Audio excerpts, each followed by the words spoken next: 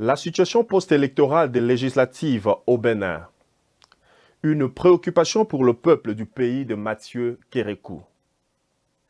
Les élections présidentielles du Nigeria, pays voisin du Bénin, auront-elles un impact sur la politique béninoise?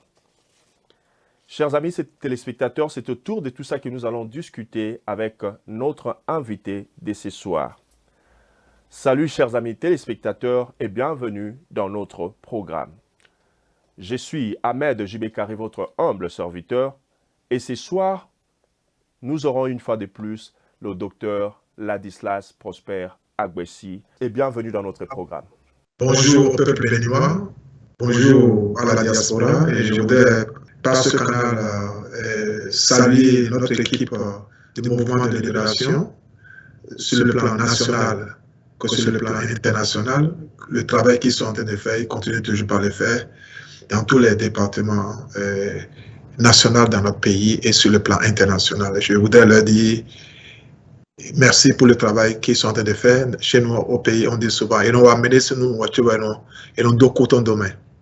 Ça veut dire, vous pouvez faire votre travail, et puis on peut toujours vous dire, mes coups d'oiseau, couché, il y a un coup d'eau. Je vous remercie.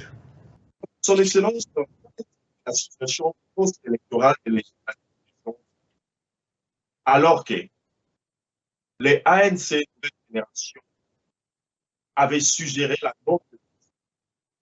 Est-ce que vous pourrez nous... Chers compatriotes et peuple béninois, nous avions dit en son temps que nous allons donner 60 jours pour observer et faire l'état des lieux et nous allons prendre des dispositions. Et l'état des lieux est là. D'abord, je voudrais féliciter le peuple béninois. 80 ne sont pas allés aux unes. Vous avez suivi nos consignes. Et les 27% qui sont partis sont allés montrer leur mécontentement. Ce n'est pas le fait d'un parti politique, c'est le travail. Je voudrais passer par ici aussi pour féliciter un des vaillants combattants qui est sur le terrain, Azanaï. Et, chers compatriotes, nous avions pris certaines dispositions. Je vous ai dit, après les 60 jours, nous allons prendre certaines dispositions. Et je viens vous annoncer officiellement que cette année, nous allons prendre des dispositions et nous allons faire ce qu'on appelle communément shutdown. Nous allons choisir 48 jours et nous allons choisir 2 jours. Il y aura une grève générale dans notre pays. Une grève générale où toutes les sociétés seront fermées, les entreprises seront fermées, et les écoles seront fermées, les universités seront fermées, les industries seront fermées. Les routes ne vont pas fonctionner chez nous, aucune voiture ne doit bouger.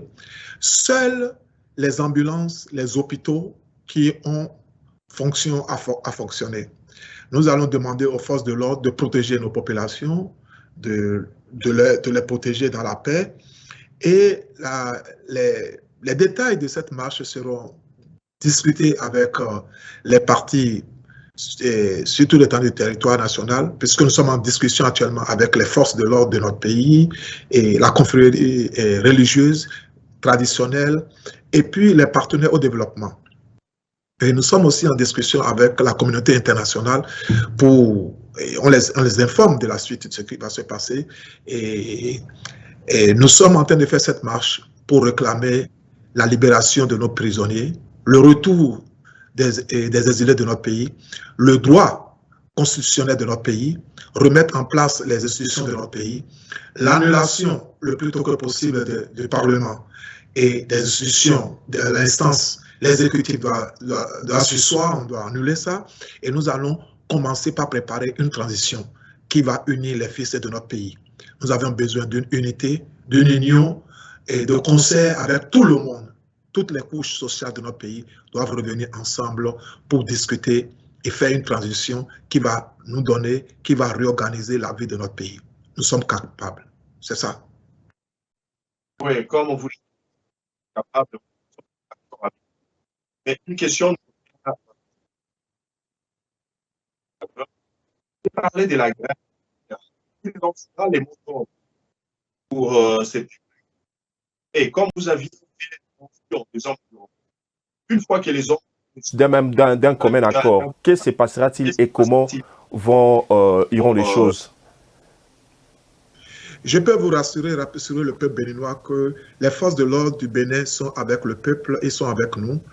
Et les choses ont changé depuis quelques semaines, depuis quelques mois dans notre pays. Bien sûr, nous avions eu des semblants de partis comme les démocrates qui sont membres et alliés du gouvernement en place. Les forces de l'ordre ne feront rien contre notre population. Rien ne va se passer. Et c'est vrai, il y aura des infimes, des petits malaises qui vont agir. Et on verra quand ils vont agir. On prendra la disposition. Et ce qui est certain, nous avions la majorité du corps de services de sécurité, militaires, police, et qui sont avec le peuple, qui sont avec nous. Et nous sommes en discussion avec eux et ils sont en accord avec nous. Rien ne va se passer. Ils ne vont pas brutaliser nos populations et nous allons le faire. Et les consignes sont très simples. Hein. Et dans chaque province, c'est la préfecture qu'il faut prendre, la mairie et la préfecture. Et puis les deux grands axes qu'il faut prendre, il faut finir avec le Parlement à Place Bayol à Porto-Novo. Et puis nous allons mettre à disposition des transports pour les gens pour venir à Cotonou pour occuper la marina. C'est ça, c'est la décision. C'est ça. Parce qu'aujourd'hui, vous comprenez, la démocratie n'est plus la solution aujourd'hui sur le continent africain. On doit redéfinir les prérogatives de la démocratie. La démocratie, c'est devenu un pied de levier de certains partenaires à nous qui décident qui va gérer nos institutions pour des intérêts personnels. Et ce que le Bénin a besoin aujourd'hui, c'est la révolution. Une révolution pour se libérer. Et je pense que le temps est là. Il faut qu'on le fasse ensemble avec le peuple, avec tous les partenaires. Et nous ne voulons plus avoir Yahi Boni comme partenaire dans ça. On va lui donner du boulot quand la transition va commencer. Nous voulons unir les fils et les filles de notre pays. Il n'y a pas un Béninois du Nord, il n'y a pas un Béninois de l'Est, il n'y a pas un Béninois de l'Ouest. Un seul peuple, une seule nation, le Bénin. Un seul peuple, une seule nation, le Bénin. Alors, je pense, Son Excellence, que vous êtes à jour en ce qui concerne l'actualité béninoise. Que dites-vous de la récente nomination d'un sujet rwandais au poste de directeur général en remplacement d'un patriote béninois? Et quel rapport vous en faites?